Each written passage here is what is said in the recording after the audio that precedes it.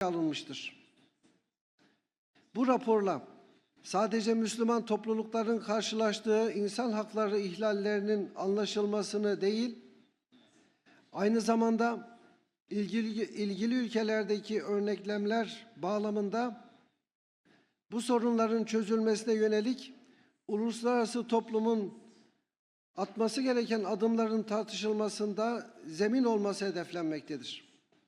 İSİBAP'ın girişimlerinin ışığında İSİBAP Müslüman Topluluklar ve Azınlıklar Komitesi 2. raporunun bu konuda daha fazla farkındalık oluşturmak ve çözüm yolları önermek amacıyla önemli bir kaynak olacağı düşünülmektedir.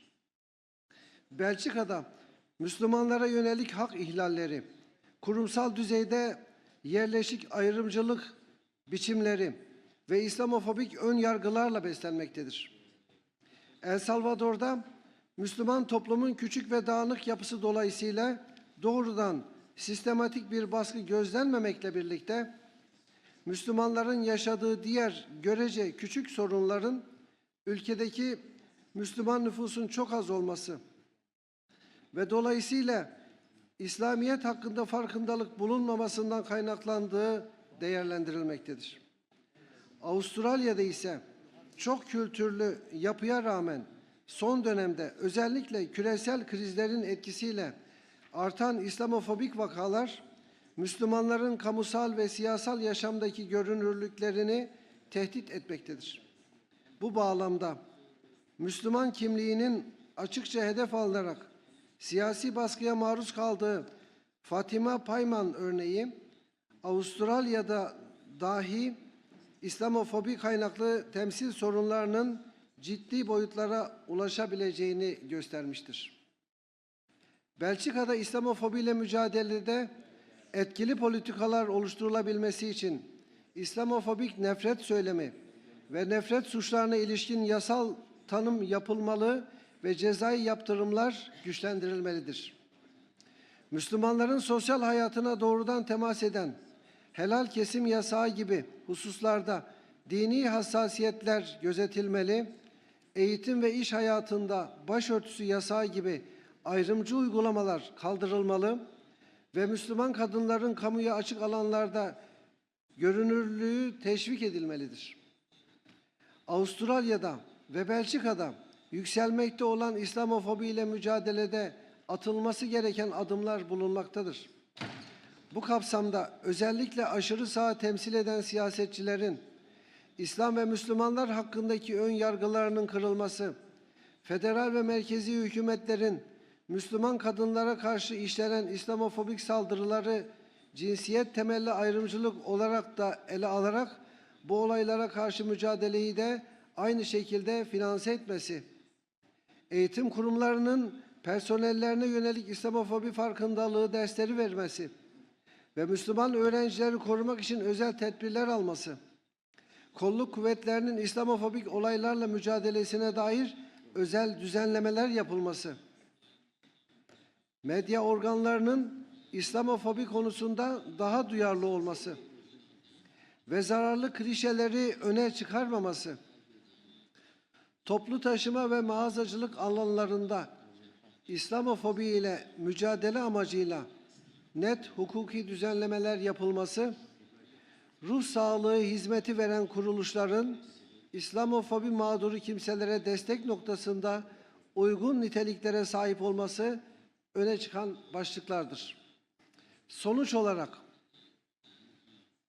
bu rapor İSİBAP Müslüman Azınlıklar ve Topluluklar Komitesi'nin yürüttüğü المهم بفعالية يجب وضع تعزيز تعاوننا ويقظتنا على رأس أولوياتنا وهذا سيتيح لنا أن نحدد بسرعة ودقة أي تحديات أو عقبات أو تعقيدات ناجمة عن التمييز وتجاهل حقوق الأقليات المسلمة وإيجاد السبل الكفيلة بمساعدتها على مواجهة تلك القضايا. إنه لمن المؤسف أن وتيرة الأعمال المعادية للمسلمين وجرائم الكراهية ضد المسلمين في جميع أنحاء العالم آخذة في تزايد، بالتزامن مع تنامي خطاب الكراهية على الإنترنت واستمرار ظاهرة التمييز. وتقع هذه الحوادث رغم غياب أي مبرر قانوني لانتهاك حقوق الأشخاص على أساس دينهم أو معتقدهم. وفي ظل تفاقم ظاهرة الإسلاموفوبيا التي باتت تحتل حيزاً بارزاً في بعض الخطابات السياسية والاجتماعية، والتي باتت تمس بمبادئ الحرية الدينية والكرامة الإنسانية، أصبح من الضروري لنا أن نعمل بشكل جماعي، لا سيما في مجال البحث عن حلول مبتكرة لهذه الظاهرة. ومن المؤسف أن نرى اليوم العديد من مظاهر المعاداة للمسلمين، والتي تأتي رغماً عن عديد من القرارات التي اعتمدتها الأمم المتحدة ومنظمة التعاون الإسلامي واتحادنا هذا والاتحاد البرلمان الدولي وغيرها من المنظمات والمنابر الحكومية الدولية، التي تؤكد على ضرورة الاعتراف بحقوق المجتمعات والأقليات المسلمة في الدول غير الإسلامية واحترامها. سيداتي سادتي، للحيلولة دون تفاقم النزعة المعادية للمسلمين يجب علينا تجاوز مرحلة الكلمات واعتماد القرارات. نحن بحاجة إلى التركيز على الخطط ذات الصلة والإجراءات الملموسة التي ستساعدنا على معالجة هذه القضية الحرجة. ويتطلب ذلك توحيد جهودنا لوضع استراتيجيات فعالة بالتنسيق المباشر مع الشركاء المعنيين، وذلك بغية إنشاء مجتمع أكثر شمولاً واحتراماً للمجتمعات المسلمة في الدول غير الإسلامية. ولتحقيق ذلك فإنني أؤمن بضرورة تعزيز الدور هذه اللجنة باعتبارها ذخراً مهماً وتحويلها إلى منصة أكثر فعالية وتأثيراً لفائدة إخواننا وأخواتنا المسلمين ممن يحتاجون مساندتنا.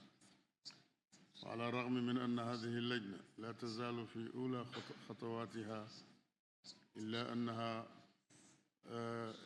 أن لها قدرات جبارة، ولذلك فإنني أحث جميع الأعضاء على المساهمة بأفكارهم ومقترحاتهم العلمية والمبتكرة حتى يتسنى لهذه اللجنة أن تحقق كامل فعالياتها. واسمحوا لي بأن أشارككم بعض النقاط العملية التي أعتبرها مهمة ومفيدة لكي تنظر فيها اللجنة. 1. يجب أن نواصل الاستثمار في توعية الناس بتوفير معلومات دقيقة عن الإسلام والمجتمعات المسلمة من خلال الحملات الإعلامية ووسائل التواصل الاجتماعي، وإجراء مزيد من الحوار والتفاعل بين المجتمعات المسلمة وغير المسلمة، بالإضافة إلى عقد الندوات والمؤتمرات والفعاليات الثقافية. 2. يمكننا كبرلمانيين تعزيز تواصلنا مع نظرائنا في الدول غير الإسلامية لتشجيع اعتماد قوانين أقوى لمكافحة التمييز في مجتمعاتهم. 3. يتعين علينا حسب الاقتضاء أن نتخذ خطوات ترمي إلى تمكين المجتمعات والأقليات المسلمة ومساعدتها على التقدم في المجالات الاقتصادية والاجتماعية والثقافية، مع ضمان مشاركتها النشطة في تحقيق التقدم والتنمية في بلدانها. ومن أجل تحقيق ذلك ينبغي علينا إنشاء آلية لتعزيز التواصل بين المجتمعات المسلمة وحكوماتها لتحديد احتياجاتها والتحديات التي تواجهها. 4. وبما أن القضية الفلسطينية كانت دائما قضية مركزية للعالم الإسلامي، فعلى هذه اللجنة أن تولي اهتماما خاصا لهذه المسألة، وخاصة لأوضاع الفلسطينيين في الأراضي المحتلة وشعب غزة الأعزل. ولا يفوتني هنا التأكيد على أننا عندما نتعامل مع المجتمعات والأقليات المسلمة فإننا سنفعل ذلك في إطار الاحترام الكامل لسيادة بلدانهم وسلامة أراضيها. وفي الختام فإنه لا يسعني إلا أن أعرب عن أملي في أن يسود في المستقبل القريب الاحترام المتبادل عوضاً عن التحامل وتحيز، وأن ينظر إلى التنوع على أنه ثراء ثقافي وليس مسألة تفرق وتميز. أشكركم جزيل الشكر على حسن عنايتكم الطيبة، والسلام عليكم ورحمة الله وبركاته.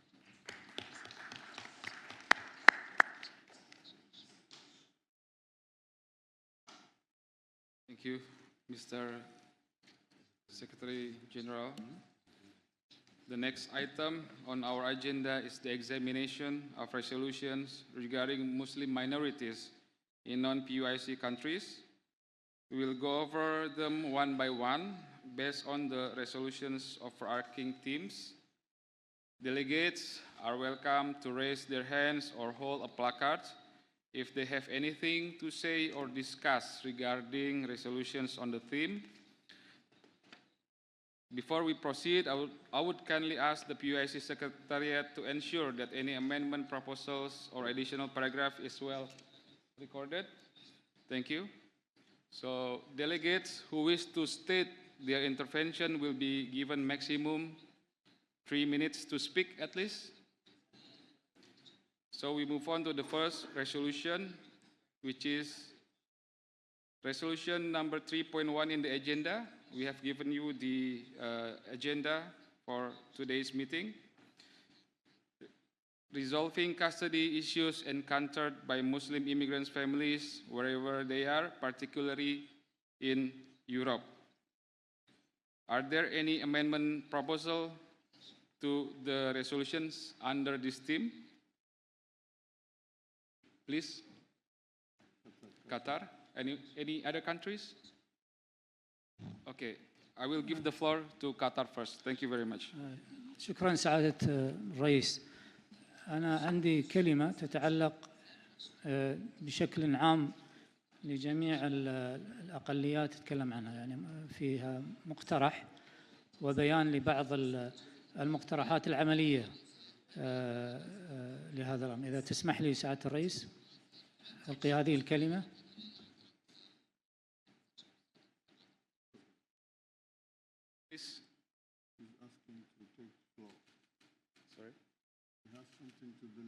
Yeah, please. شكرا. بسم الله الرحمن الرحيم. الحمد لله والصلاة والسلام على رسول الله. أصحاب السعادة والمعالي، السلام عليكم ورحمة الله وبركاته. في عالم تتسارع فيه التحولات السياسية والاجتماعية وتتعاظم فيه التحديات التي تواجه الهويات الثقافية والدينية، تجد الأقليات والمجتمعات المسلمة في الدول غير الأعضاء بمنظمة التعاون الإسلامي نفسها أمام واقع بالغ التعقيد، واقع يتطلب منا نحن ممثلي شعوب الأمة الإسلامية أن نولي هذه الفئات ما تستحقه من اهتمام، من منطلق أولاً الواجب الديني، ومن ثم منطلقات الأخلاقية والإنسانية والسياسية. كثير من هذه الأقليات تعاني القتل والتهجير والعنف والتهميش والتمييز والظلم الممنهج وضعف الوصول إلى التعليم الجيد وفرص التنمية الاقتصادية والخدمات الاجتماعية، فضلاً عن محاولة المساس بهويتها الثقافية والدينية. وهذه التحديات لا تمثل عبئاً على تلك المجتمعات فحسب، بل هي تحدي مباشر لضميرنا الجماعي ولدورنا البرلماني المشترك في حماية المسلمين وحقوقهم أينما وجدوا. وانطلاقاً من هذا الواجب فقد بذلت العديد من البرلمانات الأعضاء في الاتحاد خلال السنوات الماضية جهوداً مقدرة تشكر عليها في دعم المجتمعات المسلمة خارج دول المنظمة عبر مبادرات في مجالات التعليم والتثقيف والتمكين الاقتصادي وتيسير سبل العيش الكريم، وذلك من خلال شراكات مع مؤسسات أكاديمية ومراكز إسلامية ومنظمات إنسانية ذات مصداقية.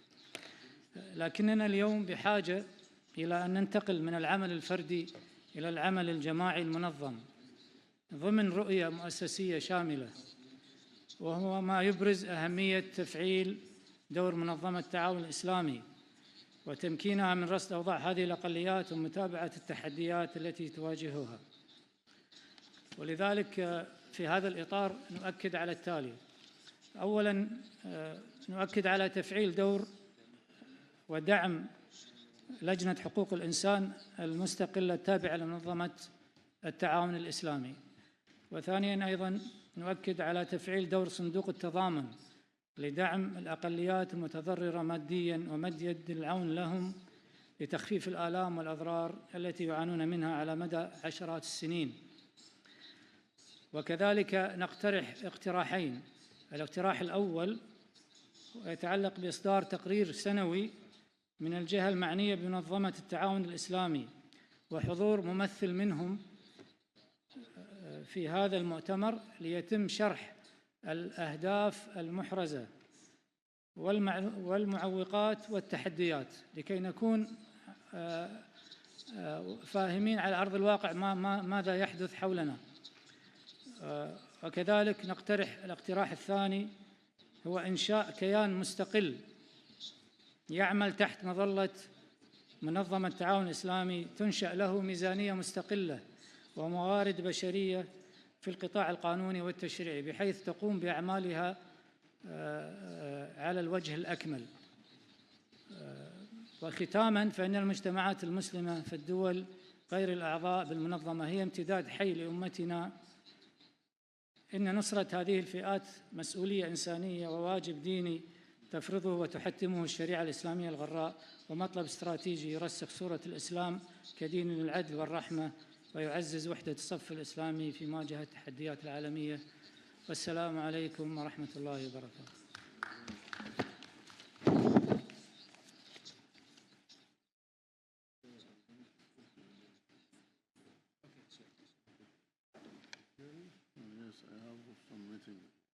Okay, so I would like to give the floor to any other countries. Any other countries after Algeria? Algeria, Nigeria, any other countries? Okay, we start from Algeria and then after that we move on to Nigeria. Thank you.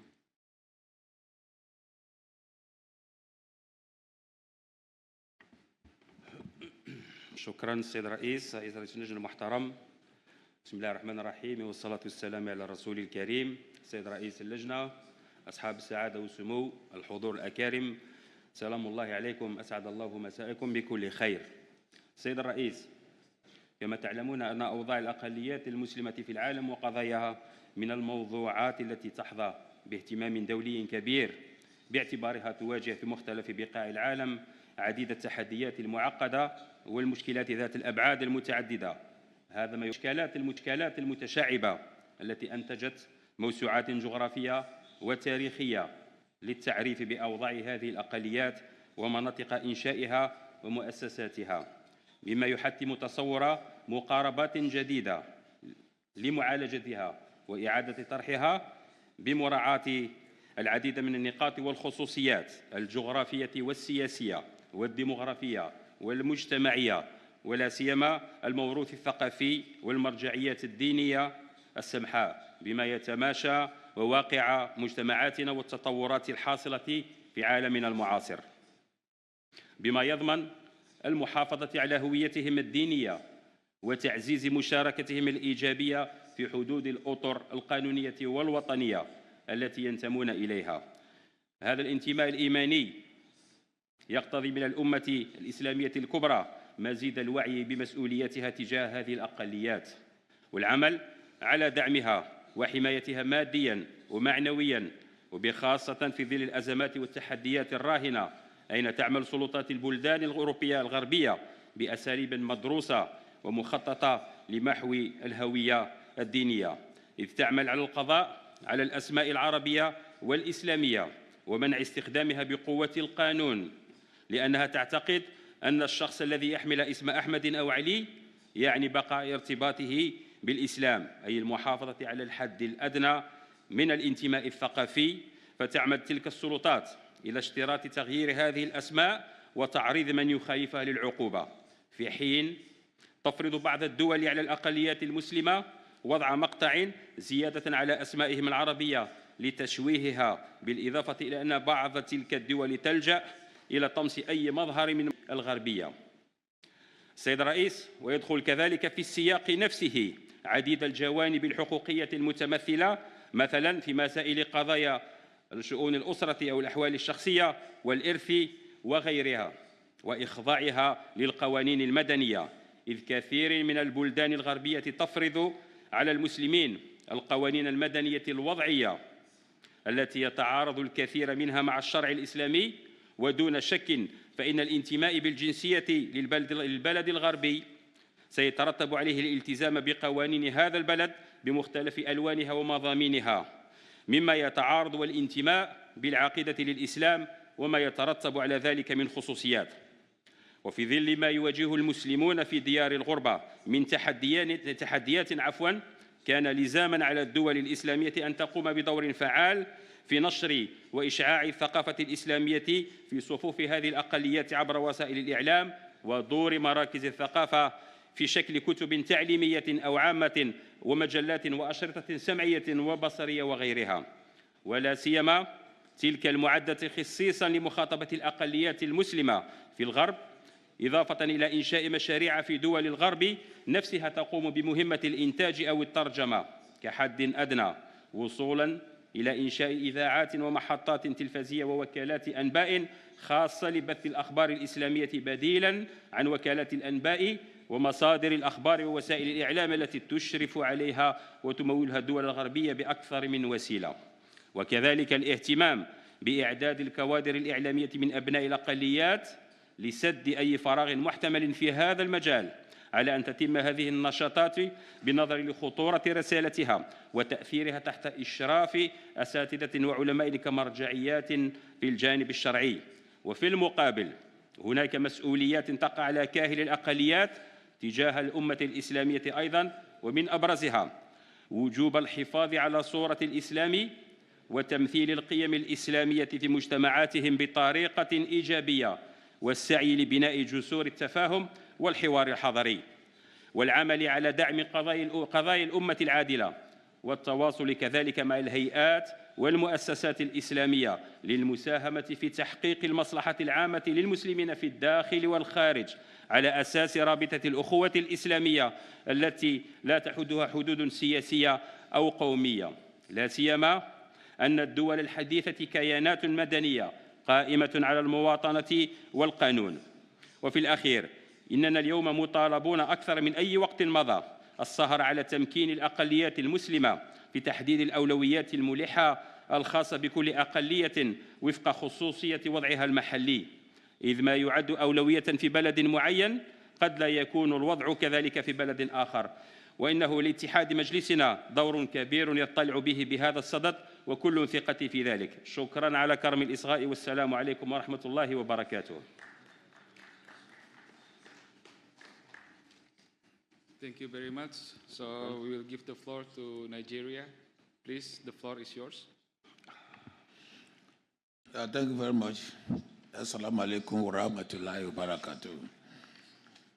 I want to start by bringing greetings from the President of Nigeria, President Bola Ahmed Tinubu, as well as the Chairman of National Assembly of Nigeria, Senator Godwin Akpabio, and the Speaker, Nigerian House of Representatives, Alhaji Tajuddin Abbas. I give kudos to the Secretary of PUIC, the Deputy Secretary, the Chairman, and the Rapporteur. Particularly, I commend the Rapporteur's speech, very motivating. That's the Prof. Ibrahim Dusak. It captured most of the necessary steps that we need to take as Muslims to protect the welfare of our brothers and sisters. I want to start by commending the PUIC bloc for its effort in uniting the Muslim Ummah and confronting issues of common concern to member states, such as the plight of Muslim minorities in non-PUIC countries, human rights violations against Rohingya Muslims, and a lot more in other parts of the world. Achieving the resolutions and recommendations of the PUIC bloc on these issues depend on our resolve to adopt the theme of the 19th session of the PUIC, to establish and maintain sound governance and strong institutions as a group and individually. As legislators, we have the power to build our resilience to manage the various challenges that we are confronted with and build solidarity to campaign against injustice and human rights violations against Muslims generally. We have the opportunity to support our government as legislators to help promote good governance and to build institutions to have society where justice is the norm. I would like to appreciate the people and government of the Republic of Indonesia for the warm reception and hospitality, as well as the excellent organization of this conference. I would also like to appreciate the PUIC General Secretariat for its effort in facilitating the attainment of the aims and objectives of this PUIC. I thank you very much for your attention. Thank you very much.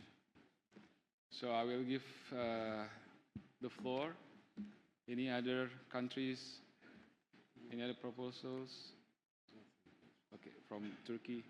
Turkey, please, the floor is yours. Teşekkürler Sayın Başkan. Önümüzdeki yıl bu hassas konu üzerindeki çalışmamız devam edecektir. Bir sonraki raporumuzdaki ülkeleri yine sekreteriye ile istişare içerisinde belirleyeceğiz. Sizlerin de ziyaretlerde yer almanız bize ve raporumuza güç katacaktır. Bunları belirtmek isterim. Teşekkürler.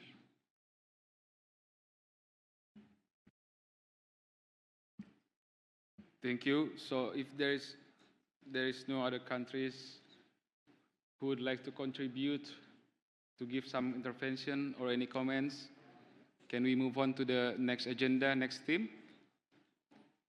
Is all agree? So the resolution for the first theme is adopted. So now we are moving on to the next agenda with the theme of situation in Jammu and Kashmir. I would like to invite delegation who want to deliver their intervention to raise hand on the country placard. The same delegates who wish to state their intervention will be given maximum 3 minutes to speak. Thank you very much. First, we have Malaysia. Any other countries? Okay, Malaysia, the floor is yours. Terima kasih. Mr. Chair, I would like to have clarification because I thought you, the first agenda you mentioned about the Muslim immigrants in Europe, but you don't mention the 3.2, the Rohingya Muslim, and 3.3. Can we go back to the earlier one? I mean, because I will consult with the Secretariat.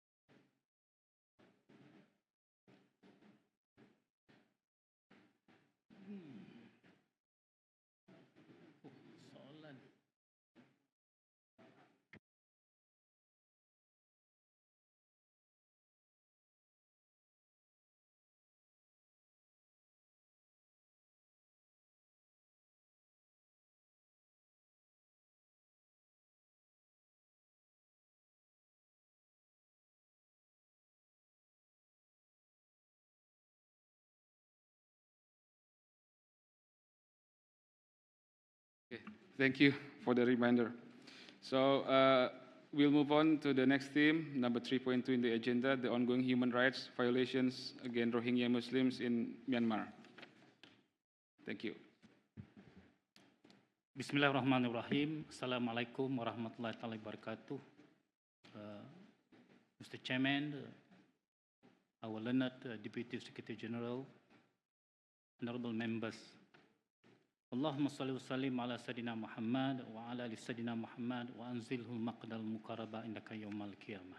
Mr. Chairman, we stand in solidarity with our Muslim brothers and sisters, the Rohingya of Myanmar, who continue to endure immense suffering and systematic persecution. The plight of the Rohingya is not just a regional issue, but a profound humanitarian and human rights crisis that demands the unwavering attention and concerted action of the entire OIC. This 19th PUIC conference, with its focus on the rights of Muslim minorities and projecting a united parliamentary voice, is a critical juncture for us to reaffirm our commitment to the Rohingya. We must unequivocally advocate for the fundamental rights of the Rohingya, including their inherent right to a nationality and citizenship in Myanmar, their right to live in safety and dignity, and their freedom from persecution.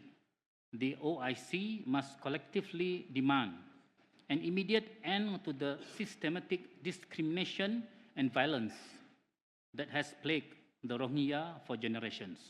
Mr. Chairman, Malaysia strongly urges all PUIC member states to lend their full political and material support to the ongoing international accountability mechanisms, including the International Criminal Court investigation and the case brought by the Gambia before the ICJ, namely International Court of Justice.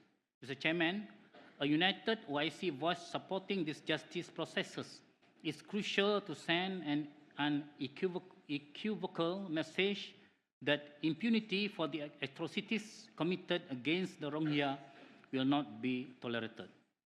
The humanitarian catastrophe faced by the Rohingya refugees in Bangladesh and those internally displaced within Rakhine State requires our urgent and sustained response. We call upon OIC member states to significantly increase contributions to the Joint Response Plan and other humanitarian efforts, ensuring that life-saving aid reaches all those in need without hindrance. We must collectively address the root causes of this crisis. Central to this is the discriminatory 1982 citizenship law in Myanmar, which has rendered the Rohingya stateless in their own land. The PUIC must exert unified diplomatic pressure on the Myanmar authorities to repeal or fundamentally amend this law and restore the citizenship rights of the Rohingya. Mr. Chairman, while repatriation is the desired long-term solution, it can only occur when conditions in Myanmar are genuinely safe, dignified, and sustainable. This requires ending violence, security guarantees, land and property restoration, and unhindered international monitoring. Current reports of forced conscriptions and ongoing violence in Rakhine State make such prospects bleak. Mr. Chairman, Malaysia, like other host nations, has shouldered significant responsibility. We call for greater international burden sharing and a collective commitment from OIC states to support host countries and actively work towards durable solutions.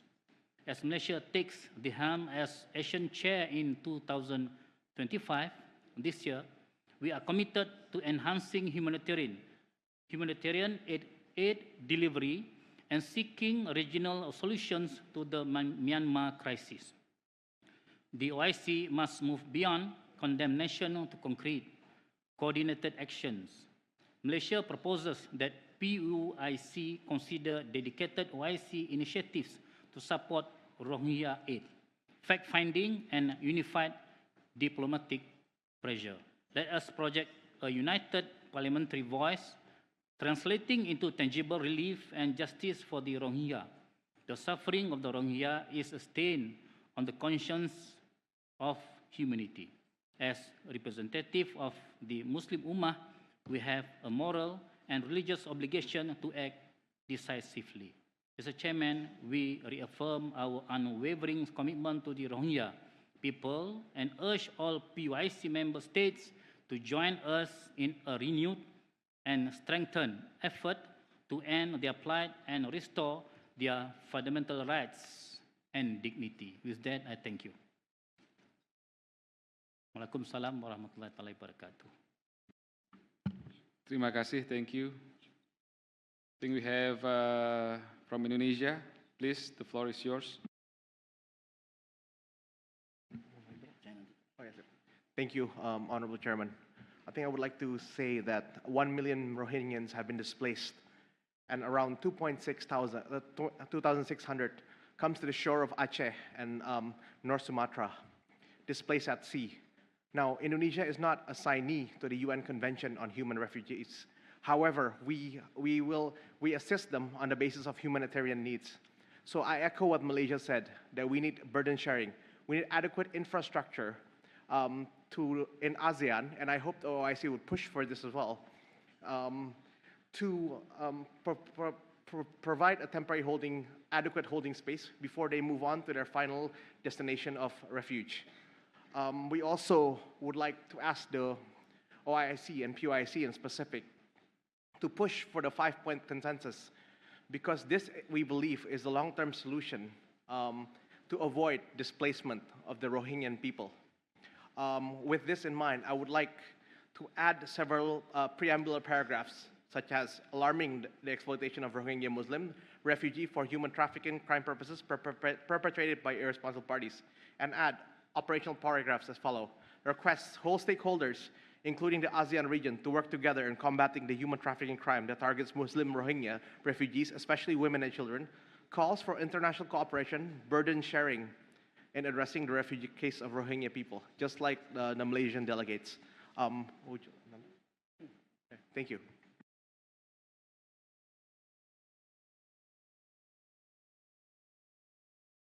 Thank you. Is there any other countries who would like to give some intervention or proposals regarding this theme? Okay, so all proposals and interventions have been well noted. So the resolution in this theme are adopted. We will move on to the next theme, number 3.3 in the agenda, strengthening the efforts of the PUIC member parliaments to provide assistance, including assistance in the fields of education, economy, society, and culture, to Muslim groups and societies living in countries that are not members of the OIC, or Organization of Islamic Cooperation. I give the opportunity to the floors if there are any amendment proposal or resolutions under this theme. Please, Malaysia, the floor is yours. Thank you, Mr. Chair. Distinguished Chairman, His Excellency UIC Deputy Secretary General, honorable members of the committee, excellencies, brothers and sisters. Bismillah ar-Rahman ar-Rahim. Assalamu alaikum wa rahmatullahi wa barakatuh. Malaysia is committed to the principle of justice, human dignity, and the protection of rights for all, regardless of faith or ethnicity. The resolution on safeguarding the rights of Muslim communities and minorities in non-PUIC member states resonates profoundly with Malaysia's long-standing policy, foreign policy, and diplomatic endeavors. Around the world today, millions of our brothers and sisters live as minorities in lands where they continue to face discrimination, marginalization, and in some cases, outright persecutions. Therefore, the resolution is not only timely, it is necessary.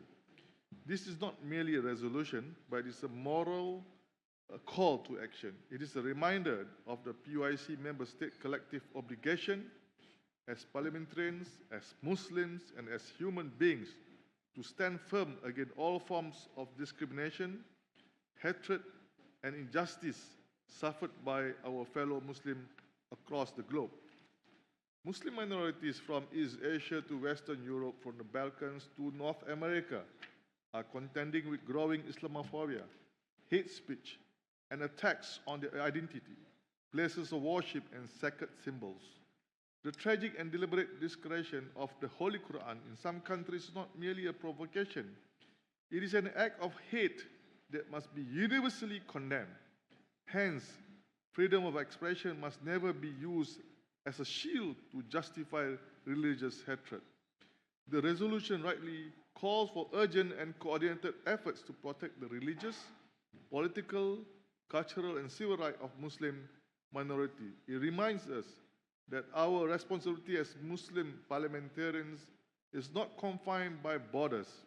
As members of the global Ummah, we have a shared moral obligation to speak out for the oppressed, whether they are in Myanmar, India, France, and Philippines, or anywhere else where the basic rights are denied. Malaysia has consistently voiced concern over the plight of Muslim minorities worldwide. Our foreign policy emphasized the importance of upholding human rights and addressing injustice faced by Muslim communities. For instance, Malaysia has been vocal in the international forums, urging collective action against Islamophobia and discrimination. Malaysia has consistently voiced concern over the plight of Muslim minorities worldwide through various statements and actions in international forums. Notably, on March 15, 2022, during the adoption of the United Nations General Assembly Resolution 𝗟𝗡_𝐿41, which proclaimed March 15 as the International Day to combat Islamophobia. In line with our commitment, Malaysia has actively participated in OIC initiative aimed at addressing the challenges faced by Muslim minorities.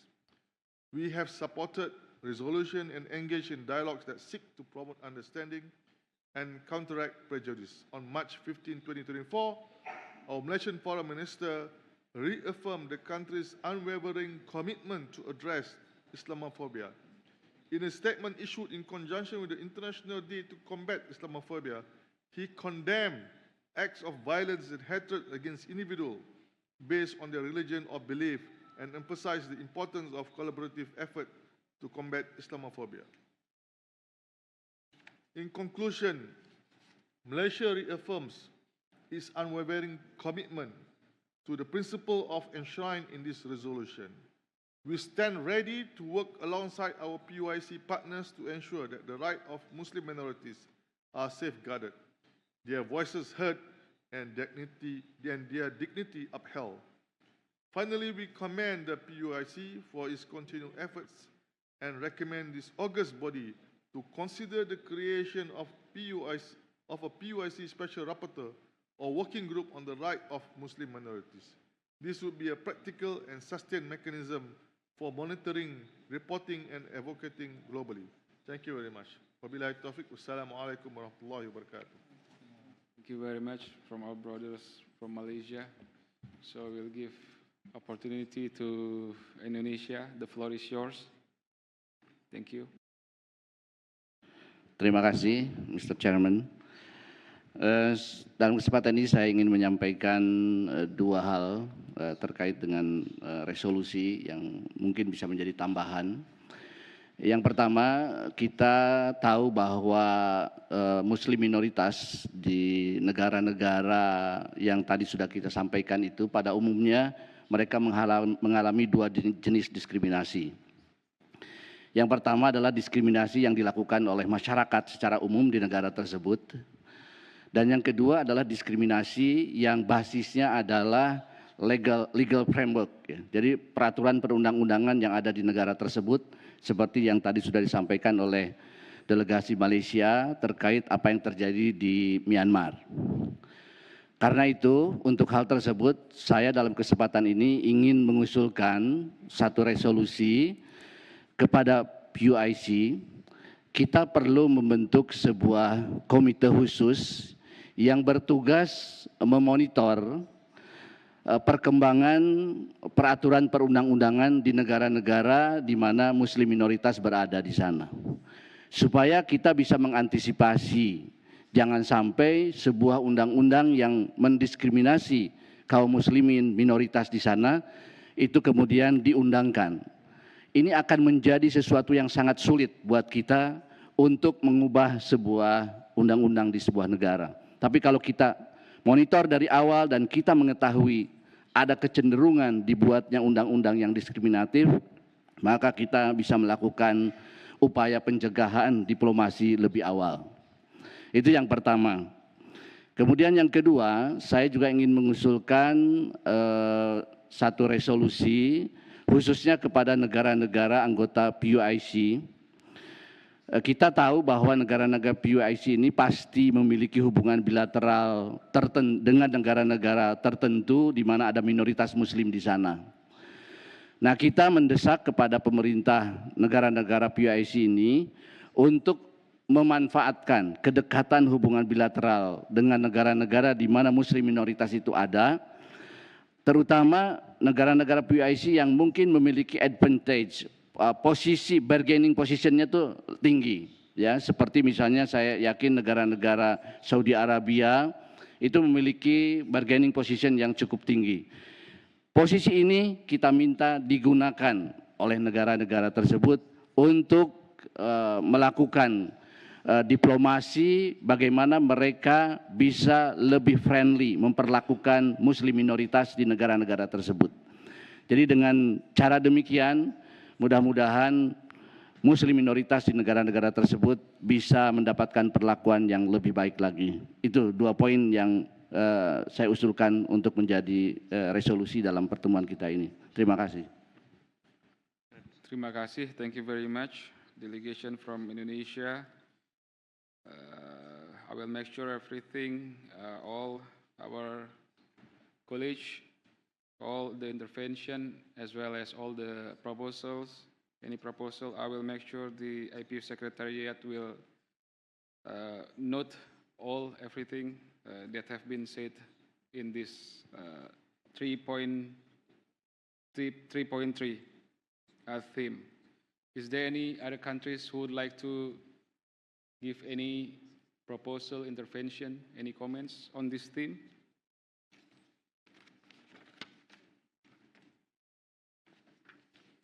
So the resolution in this theme are adopted. We will move on to the next agenda, agenda number 4. It's regarding the situation in Jammu and Kashmir. The same way, I would like to invite any delegation to give any comments, any comments, any intervention on this theme. Please give to raise hand on the country place card. Any comments on the situation in Jammu and Kashmir? Thank you.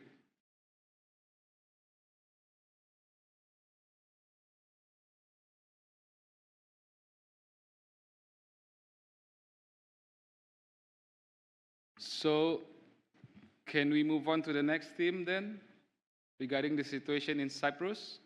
Or before we proceed to the situation in Cyprus, I will give a chance to any, no? So we will move on to the agenda number 5. Sorry. No, the number 4 is only the situation, it's not the resolution. It's just we are discussing the situation. If we can read on page number 2, is number 4 is situation in Jammu and Kashmir, and number 5 is situation in Cyprus. Yeah. Now we are move on to Cyprus situation. Is there any comments on Cyprus? No comments on Cyprus. Okay, we are move on to the agenda number 6 with the theme solidarity with Muslim minorities around the world. So we have 6 sub-themes in this section. The first sub-theme is situation of the Turkish Muslim minority in Western Thrace and the Muslim population of the 𝗏𝗏𝗃. Did I say it correctly? 𝗏𝗏𝗃. So, if there any intervention, any issue, any proposal regarding this theme 6.1. So we are on 6.1. Any other comments, interventions regarding this theme? 𝗏𝗏𝗃.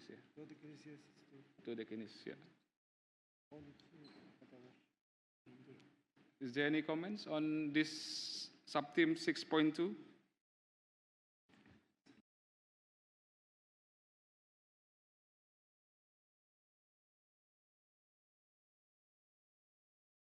So we are moving to sub-theme 6.2, which is again the situation of Rohingya Muslims in Myanmar. If there any member of the countries would like to give any more interventions or any proposal regarding this situation, or maybe we can move on to the next one.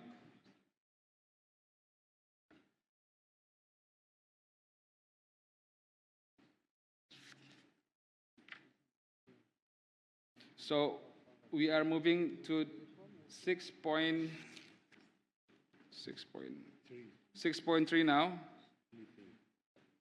The theme is questions of Muslims in Southern Philippines. Any comments on this sub-theme? So we could move on to the next sub-theme, Muslim minority in Central African Republic. If any member of the delegates would like to give any intervention or any proposals regarding this sub-theme. Okay.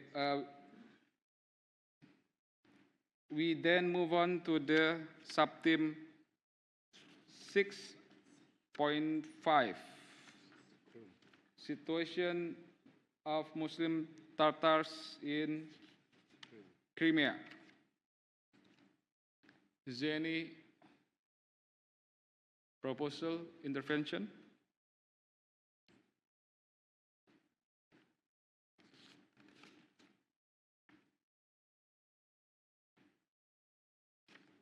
So then we can move on to the last sub-theme, which is 6.6, the situation in the self-ruled Xinjiang region of the ethnic Uyghurs.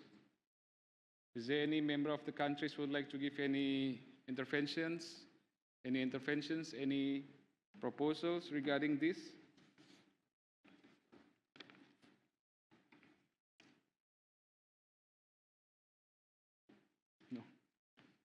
No comment on this? Shall we proceed then? So thank you, esteemed delegates, for the amendments, addition, discussion, intervention. Our last agenda is reviewing and approving the report of the 4th meeting of Committee on Muslim Minorities and Communities. To the Secretary General of the PUIC or PUIC Secretariat, the floor, to the Secretary General of the PUIC. So the floor is yours, Mr. Secretary. Thank you. With your permission, I will speak in Arabic. Yeah. شكرا جزيلا سيد الرئيس. شكرا على مقرر الاجتماع واندونيسيا على حسن الاستضافة. وأيضا نشكر الأستاذ عبد الرحيم دوساك بتقريره القيم الذي قدمه لهذا الاجتماع. وأشكر كافة الوفود المحترم الذين أدلوا بملاحظاتهم وآرائهم. أعتقد أنه لم يكن هناك أي شيء خاص، وإذا سمحتم نحن نقوم بصياغة التقرير ونقدمه غدا للجنة السياسية لكي يؤتمد مباشرة ويهول إلى المؤتمر. أعتقد أنه كل التعديلات اللي وصلتنا قمنا في الأمانة العامة قمنا بإدخالها. لمعلوماتكم لم يكن هناك تعديلات كثيرة إلا ما وصلتنا من جمهورية التركية بعض التعديلات، ونحن قمنا بإدخالها مباشرة، وأيضا أدلنا بعض القرارات لكي يكون يتناسب مع ظروف هذه السنة، وإلا كل القرارات اعتمدت السنة الماضية. وأشكر سيادة الرئيس وأشكركم إذا وافقتم على ذلك، ونحن نتحمل مسؤولية لكي نقدم التقرير غدا إلى اللجنة السياسية. وشكرا سيد الرئيس.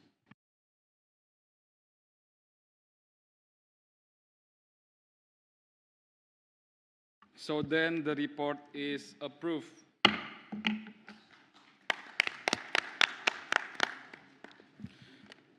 Before concluding, if there are matters or business that the floor wishes to raise, if not, finally, on behalf of the Indonesian House, as the host of the 19th PUIC conference and related meetings, I wish to extend my deep appreciation and gratitude to all fellow parliamentarians for their active and contributive participation.